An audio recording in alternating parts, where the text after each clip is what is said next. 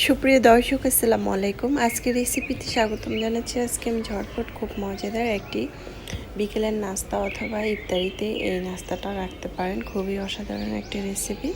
প্রথমে চুলায় একটি প্যান বসিয়ে পরিমাণ মতো পানি দিয়েছি। 1 কাপের মতো 2টি নুডলস আমি সিদ্ধ করে নিব। পানিটা একদম শুকিয়ে ফেলেছি, দেখতে পাচ্ছেন। এখন আমি এই নুডলসটাকে উঠিয়ে নিব। আমার নুডলসটা কিন্তু হয়ে গিয়েছে, ঠান্ডা করতে রাখবো।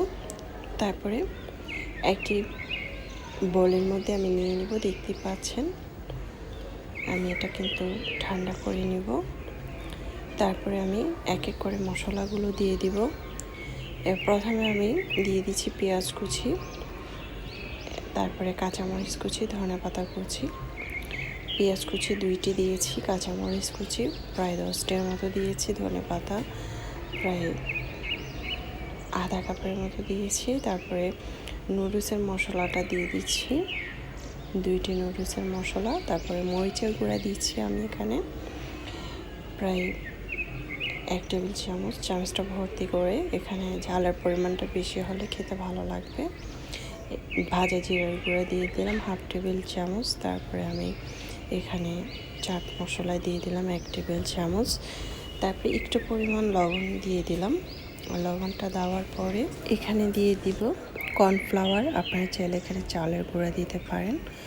তো কর্নফ্লাওয়ার দিয়েছি আমি আধা কাপ কর্নফ্লাওয়ার দিয়ে তারপরে আমি হাতের সাহায্যে এটাকে মেখে নেব। কর্নফ্লাওয়ারটা দিলে একটু আঠার কাজ করবে।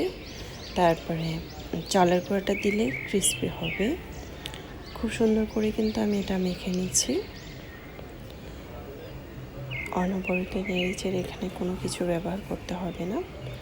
এখন আমার কিন্তু মাখা হয়ে গিয়েছে, দেখতে পাচ্ছেন। এখন আমি খুব সুন্দরভাবে এভাবে করে অল্প অল্প করে এভাবে বানিয়ে নিব। বানিয়ে চুলায় একটি প্যান বসিয়ে আমি আগে থেকে তেল দিয়ে দিলাম 2 কাপ তেল দিয়ে আমি এক এক করে এভাবে দিয়ে দিচ্ছি। দিয়ে ধৈর্য ধরে চুলার পাশে দাঁড়িয়ে এটাকে ভেজে নিতে হবে। বেশি চুলার আঁচটা বাড়িয়ে দেওয়া যাবে না, কারণ এটা পুড়ে যেতে পারে। উপর দিয়ে লাল হয়ে যাবে কিন্তু ভিতর দিয়ে কাঁচা থাকবে। তাই ধৈর্য ধরে চুলার পাশে দাঁড়িয়ে এটাকে ভেজে নিতে হবে। আমি এখন উল্টিয়ে দিচ্ছি। চুলার আঁচটাকে আমার এখন প্রথমে বাড়ানো ছিল, এখন আমি কমিয়ে দিয়েছি প্রায় 80% মতো। তো আমার কিন্তু খুব সুন্দর করে ভাজা হয়ে গিয়েছে, দেখতে পাচ্ছেন। এখন আমি এক এক করে সবগুলো উঠিয়ে নিচ্ছি। তেল ঝরিয়ে আমি এটাকে উঠিয়ে নিচ্ছি। আশা করছি এই রেসিপিটি খুবই ভালো লেগেছে। ভালো লাগলে অবশ্যই চ্যানেলটি সাবস্ক্রাইব করে লাইক দিয়ে পাশে থাকবেন। দর্শক, বেশি বেশি ভালো থাকবেন, খাবার কখনো অপচয় করবেন না।